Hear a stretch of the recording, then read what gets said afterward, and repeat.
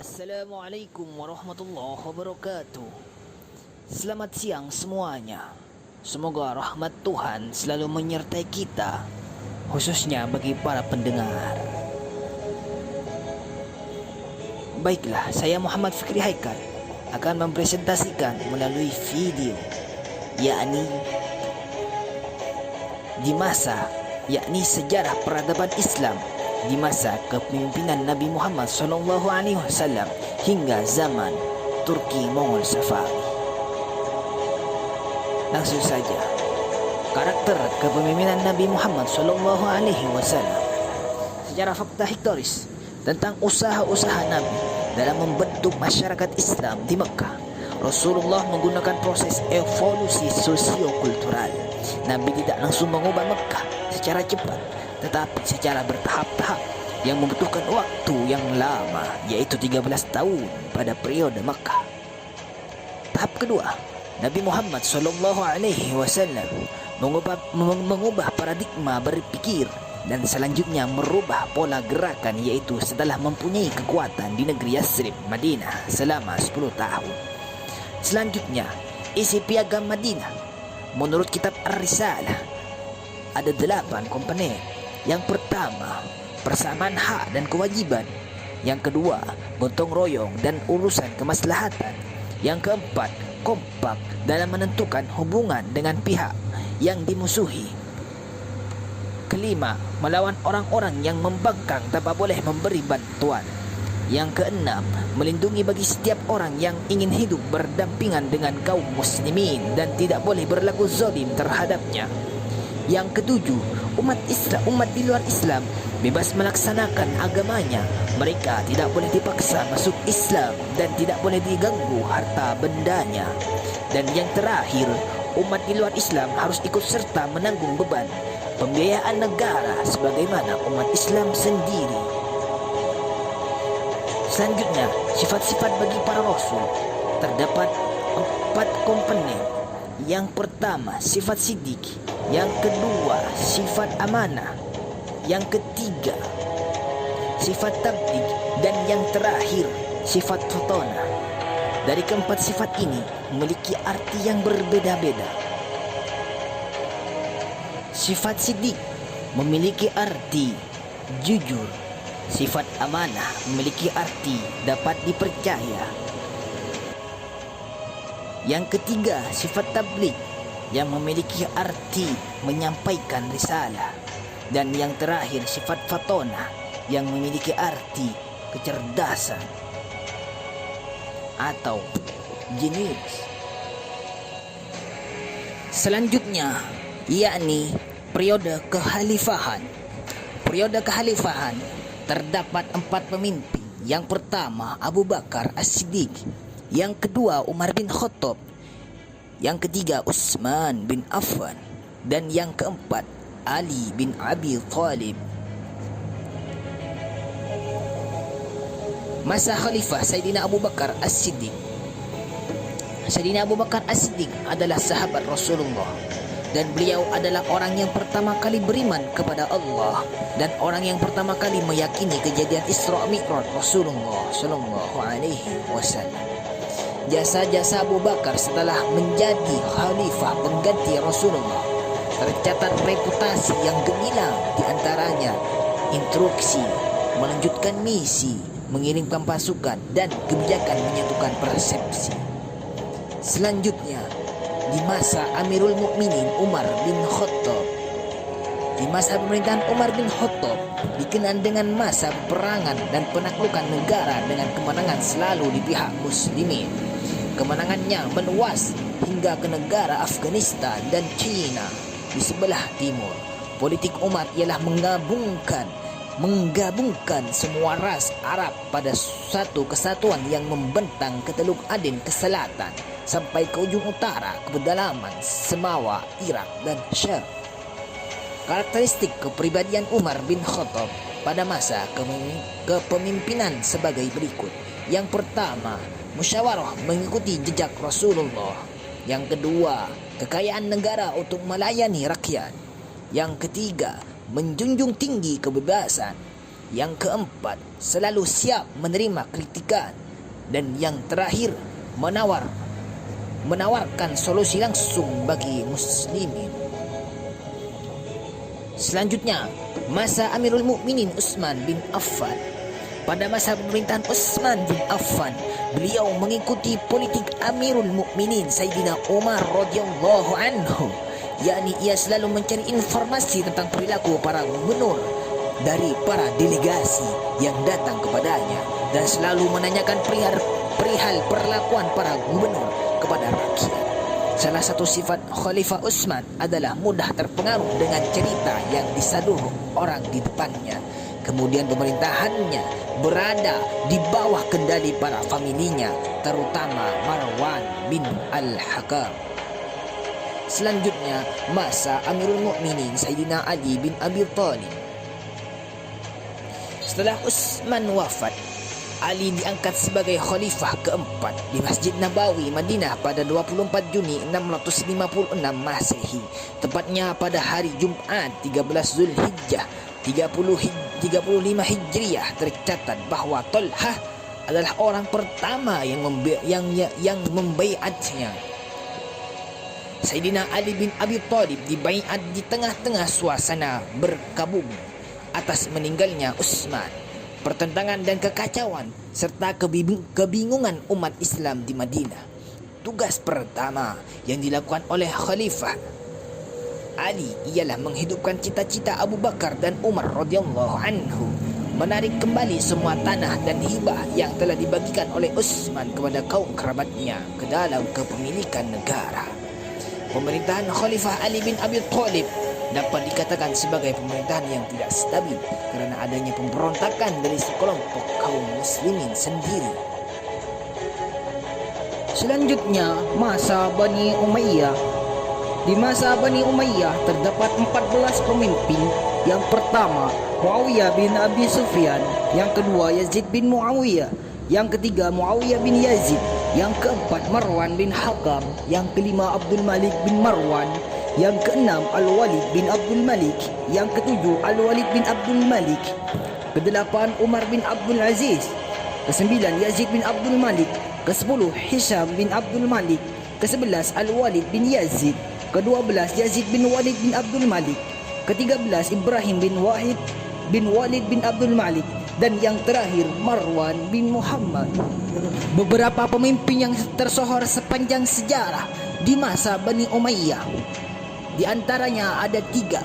Yang pertama, Muawiyah bin Abi Sufyan, yakni dipimpin pada tahun 41 sampai 60 Hijriah atau 661 Masehi sampai 679 Masehi.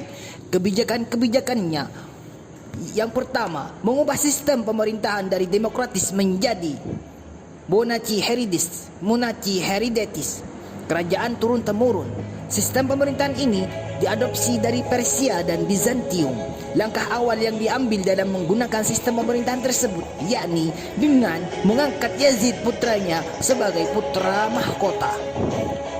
Yang kedua, memindahkan pusat pemerintahan dari Madinah ke Damaskus. Yang ketiga, menarik pasukan pengepung ke Konstantinopel. Keempat, mendirikan departemen pencatatan yakni Diwanul Khatam. Kelima, mendirikan pelayanan pos yakni Diwanul Barid. Keenam, memisahkan urusan keuangan dari urusan pemerintahan dengan mengangkat seorang pejabat khusus yang diberi gelar Sahibul Haraj. Yang ke-7, yakni mendirikan kantor cap, pencetakan mata uang. Pemimpin selanjutnya yakni Abdul Malik bin Marwan yang dipimpin pada tahun 65 sampai 86 Hijriah atau 684 Masehi sampai 705 Masehi. Ia merupakan orang kedua yang terbesar dalam deretan para khalifah Bani Umayyah, sehingga ia disebut sebagai pendiri kedua bagi kedaulatan Umayyah. Pada masa kepemimpinannya, ia mampu mengembalikan sepenuhnya integritas wilayah dan wibawa kekuasaan Bani Umayyah dengan dapat ditundukkannya gerakan Separitis Abdullah bin Zubair di Hijaz, pemberontakan kaum Syiah di Hawarij, aksi teror Al-Mukhdar bin Ubaid Asy-Syaqafi di Kufah, pemberontakan Mus'ad bin Zubair di Irak, serta Romawi yang menggoncangkan sendi-sendi pemerintahan Umayyah. Berikut ini beberapa kebijakan yang diambil oleh Abdul Malik selama masa kepemimpinannya. Pertama, menggunakan bahasa Arab sebagai bahasa resmi dalam administrasi di seluruh wilayah Bani Umayyah. Arabisasi yang dilakukan meliputi Arabisasi kantor perpajakan dan kantor keuangan. Kedua, mencetak mata uangnya secara teratur. Ketiga, pengangkatan gubernur dari kalangan Bani Umayyah saja, yakni kawan-kawannya, kerabat-kerabatnya, dan keturunan-keturunannya. Bagi para gubernur tersebut tidak diberikan kekuasaan secara mutlak. Keempat, guna memperlancar pemerintahan, ia mendirikan kantor-kantor pos dan membuka jalan-jalan guna kelancaran dalam pengiriman surat-surat. Kelima, membangun beberapa gedung, masjid, dan saluran air. Keenam, bersama dengan Al-Hajjaj, ia menyempurnakan tulisan mushaf Al-Quran dengan titik pada huruf-huruf tertentu. Pemimpin selanjutnya yakni Umar bin Abdul Aziz di tahun 99 sampai 101 Hijriah atau 717 Masehi sampai 719 Masehi. Umar bin Abdul Aziz disebut-sebut sebagai khalifah ketiga yang besar dalam dinasti Bani Umayyah. Ia seorang yang takwa dan bersih serta adil. Ia banyak menghabiskan waktunya di Madinah, di kota di mana ia menjadi gubernur pada masa Al-Walid, untuk mendalami ilmu agama Islam, khususnya hadis. Sebelumnya, ia merupakan pejabat yang kaya akan ilmu dan harta. Namun, ketika menjadi khalifah, ia berubah menjadi orang yang zahid, sederhana, bekerja keras, dan berjuang tanpa henti sampai akhir hayatnya. Ia bahkan mengembalikan sebagian besar hartanya berupa tanah dan perhiasan istrinya ke Baitul Mal. Umar wafat pada usia 39 tahun setelah berkuasa kurang lebih selama 2 tahun. Jasadnya dimakamkan di daerah Simon dekat Hims. Berikut ini kebijakan yang terkenal selama masa kepemimpinannya. Pertama, secara resmi ia memerintahkan mengumpulkan hadis. Kedua, ia mengadakan perdamaian antara Amamiyah, Syiah, dan Hawarij. Ketiga, menaikkan gaji para gubernurnya. Keempat, meratakan kemakmuran dengan memberikan santunan kepada fakir miskin. Kelima, memperbarui dinas pos. Keenam, menyamakan kedudukan orang non-Arab yang dinomorduakan dengan orang-orang Arab sehingga pengembalikannya kepada kesatuan Muslim yang universal. Ia mengurangi pajak dan menghentikan penyerahan jizyah kepada orang Islam yang baru. Kejayaan Bani Umayyah. Pada masa Bani Umayyah berkuasa, banyak sekali keberhasilan yang dicapai. Jika diklasifikan, maka yang paling utama dapat dilihat dari 2 aspek, yaitu wilayah kekuasaan dan perpolitikan. Pada masa Bani Umayyah ini berkembang seni arsitektur, terutama setelah ditaklukkannya Spanyol oleh Tariq bin Ziyad. Ekspresi seni ini diwujudkan pada bangunan-bangunan masjid yang didirikan pada masa ini. Arsitektur bangunannya memadukan antara budaya Islam dengan budaya sekitar. Bukti perkembangan arsitektur pada masa ini nampak seperti pada kubah batu Masjidil Al-Aqsa yang dikenal dengan Dome of the Rock, kubah Asy-Syakhara di Yerusalem, bangunan Masjidil Haram, dan Masjid Nabawi yang disempurnakan bangunannya pada masa Umar bin Abdul Aziz.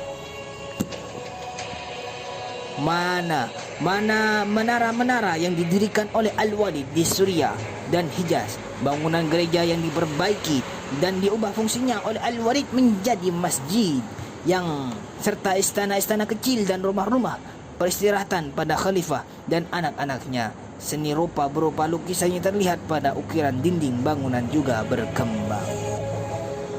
Masa kemunduran Bani Umayyah. Pasca kepemimpinan Umar bin Abdul Aziz yang adil dan bersahaja, dinasti Umayyah diharapkan pada pilihan sulit untuk menentukan pengganti yang sepadan dan memiliki kepribadian baik.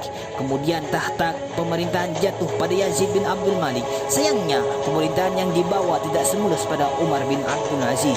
Selain itu, kepribadian Yazid yang jauh dibanding dari khalifah sebelumnya menjadi kondisi pemerintahan kembali tidak stabil. Kepribadian bermegah-megahan, foya-foya serta bersenang-senang dengan para wanita menjadikannya kehilangan pamor sebagai khalifah yang disegani. Terlebih lagi, kasus korupsi marak terjadi. Hal itu tercermin dari sikap Yazid yang bebas memberikan harta sesukanya kepada orang-orang kepercayaannya. Bahkan tanah dan warisannya yang sebelumnya ditarik oleh Baitul Mal kini dikembalikan lagi kepada pemiliknya. Polemik yang demikian mengingatkan kepada tradisi buruk sistem kerajaan. Sejak berdirinya dinasti Umayyah memiliki model kepemimpinan hedonisme, gaya kepemimpinan yang mengedepankan kekuasaan menjadikan perpolitikan mereka tidak sehat. Terbukti dengan adanya regulasi kepemimpinan yang tidak melihat standar kompetensi yang dimiliki. Mereka langsung menunjuk keturunannya untuk melestarikan kiprah tahtanya. Mungkin hanya segelintir khalifah yang memiliki kepribadian berbeda, seperti Umar bin Abdul Aziz yang bersahaja. Akan tetapi, budaya semacam ini menjadikan adanya kelas sosial dan menjadikan sistem pemerintahan yang berat sebelah. Ketimpangan ini juga menjadi terpecah belahnya umat. Akhirnya dinasti Umayyah runtuh dan digantikan oleh dinasti Abbasiyah. Selanjutnya yakni zaman Bani Abbasiyah. Kekhalifahan Abbasiyah atau Bani Abbasiyah merupakan kekhalifahan kedua Islam yang berkuasa di Baghdad, Irak. Pada masanya, kekhalifahan Abbasiyah berkembang pesat dan menjadi Islam sebagai pusat pengetahuan dunia. Kekuasaannya dimulai setelah merebutnya dari Bani Umayyah dan menaklukkan semua wilayah kecuali Andalusia. Bani Abbasiyah merujuk kepada keturunan paman termuda Nabi Muhammad seperti yang diceritakan dalam peristiwa Isra Mi'raj Nabi Muhammad sallallahu alaihi wasallam. Abbas bin Abdul Malik, Abbas bin Abdul Muttalib di tahun 566 Masehi sampai 652 Masehi, dan itu sebabnya jika masih termasuk kepada Bani Hashim, anggota dari Bani Umayyah, selamat melarikan diri dari Damaskus dan menuju Spanyol dengan menyeberangi Laut Tengah lalu mendirikan kekhalifahan Umayyah.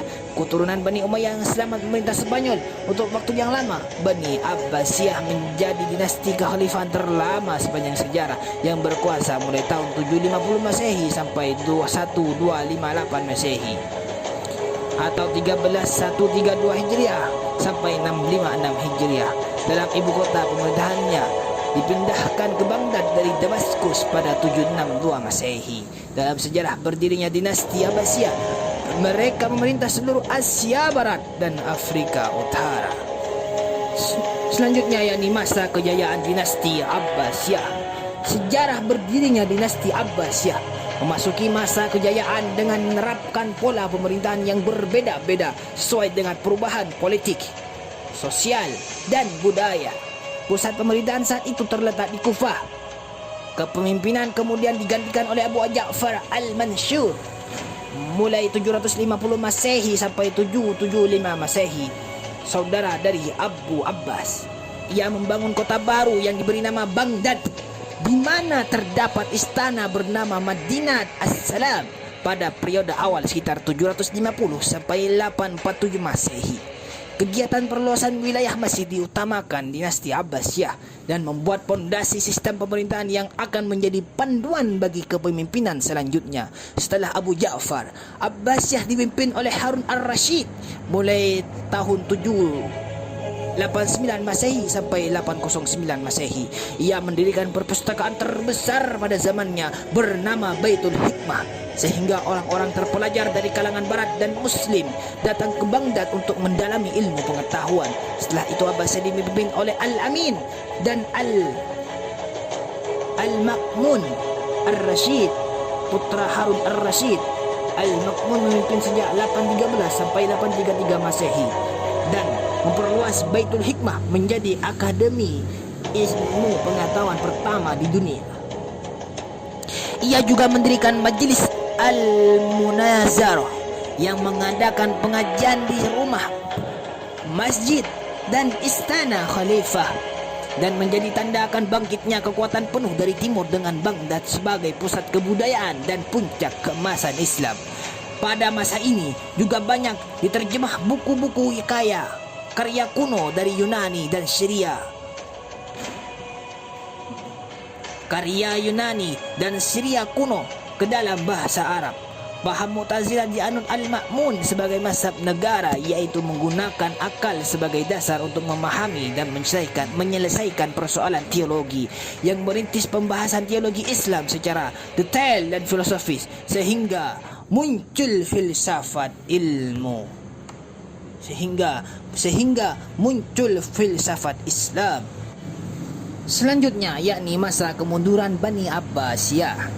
Dalam sejarah berdirinya dinasti Abbasiyah, ia hidup pada satu zaman dengan para tokoh besar Islam seperti Abdul Malik bin Al-Habib, Imam Mazhab Maliki, Abdul Aziz bin Yahya Al-Ghul, murid Imam Syafi'i, Abu Osman bin Manzini, pakar ilmu nahwu, dan Ibnu Qulab, seorang tokoh dalam bidang ilmu kalam. Terjadi perselisihan mengenai penerus kekhalifahan setelah Al-Mutawakkil.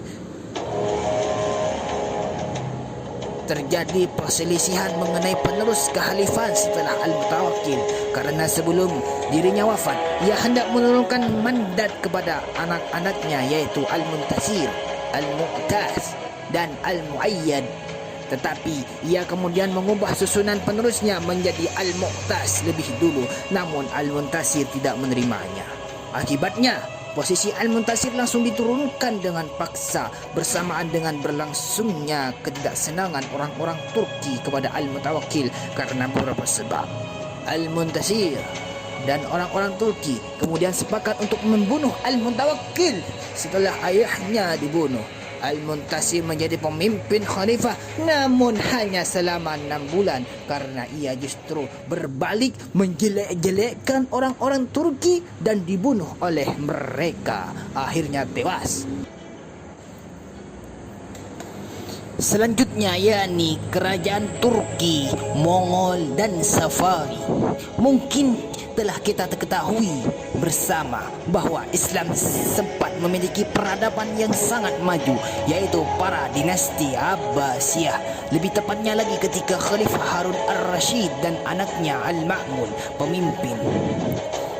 Pada sekitar abad ke-8 Masehi hingga abad ke-13 Masehi, Harun Ar-Rashid dan anaknya Al-Ma'mun memiliki cita-cita yang besar, yaitu untuk membangun sebuah peradaban Islam yang menjunjung tinggi ilmu pengetahuan.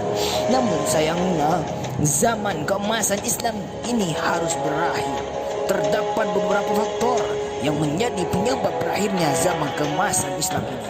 Namun yang paling signifikan adalah akibat adanya serangan dari bangsa Mongol yang menghancurkan Baghdad beserta dengan perpustakaan dan pusat ilmu pengetahuan terlengkap pada masa itu, yakni Baitul Hikmah.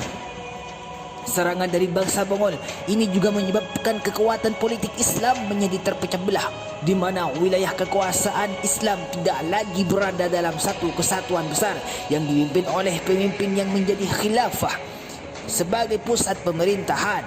Kondisi politik Islam mulai berkembang kembali dan mulai menunjukkan kemajuan setelah munculnya 3 kerajaan besar Islam yang letaknya saling berjauhan. Ketika kerajaan besar tersebut, kerajaan Utsmani di Turki, kerajaan Mongol di India, dan kerajaan Safawi di Persia.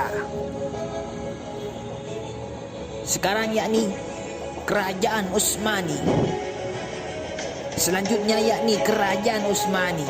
Kerajaan Utsmani didirikan oleh bangsa Turki dari kabilah Oghuz yang mendiami daerah Mongol dan daerah utara negeri China ketika abad ke-9 sampai 10 Masehi atau 10 Masehi. Kerajaan Safawi memutuskan untuk menetap di Asia Tengah dan memutuskan untuk memeluk agama Islam pada tahun 923 sampai 1342 merupakan masa Utsmaniyah. Bisa dibilang seperti ini karena kekuasaan Utsmaniyah merupakan periode terpanjang dari lembaran sejarah peradaban Islam. Dalam waktu kurang lebih abad pemerintahan Utsmaniyah telah mengambil bagian penting sebagai satu kesatuan yang menjaga dan melindungi kaum muslimin. Mengambil bagian penting sebagai satu-satunya yang menjaga dan melindungi kaum muslimin. Setelah menjalani masa keemasannya, kerajaan Utsmani akhirnya mengalami masa kemunduran. Kemunduran kerajaan Utsmani ini terjadi setelah wafatnya Sulaiman Al-Qanuni. Setelah wafatnya Sultan Salman, terjadi perebutan kekuasaan antara putranya sendiri. Selanjutnya yakni Kerajaan Mongol. Kerajaan Mongol adalah kerajaan yang terletak di India. Pada masa keemasan kerajaan ini menjadi kerajaan adikuasa dan menjadi salah satu kerajaan terbesar di dunia. Pada masa kejayaan, Kerajaan Mongol menguasai wilayah yang amat luas. Hal ini dibuktikan ketika cakupan Kerajaan Mongol meliputi Kabul, Lahore, Multan, Delhi, Agra, Oudh, Allah abad, Ajmer, Gujarat, Melwa, Bihar, Bengal, Khandes, Berar, Kashmir, Bejipur, Golconda, Lahore dan Trichinopoli. Kerajaan Mongol sendiri merupakan produsen rempah-rempah, gula, wol, parfum dan aneka produk lainnya.